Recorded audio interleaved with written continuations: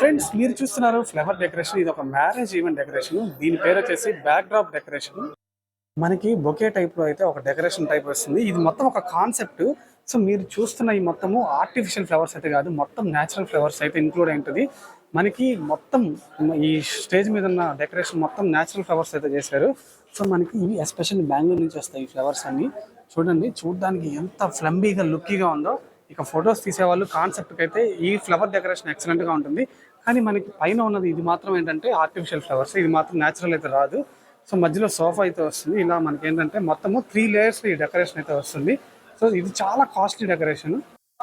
ఈ డెకరేషన్ పేరు stage backdrop decoration అయితే అంటారు. ఓవరాల్గా మనకి న్యాచురల్ ఫ్లవర్స్ ఏంటంటే లిల్లీ, చామంతి, అలాగే బెంగళూరు స్పెషల్ ఫ్లవర్స్ అయితే ఈ డెకరేషన్ అయితే ఉంటుంది. సో చూడడానికి చాలా కాస్ట్లీ డెకరేషన్గా కనిపిస్తుంది కదా.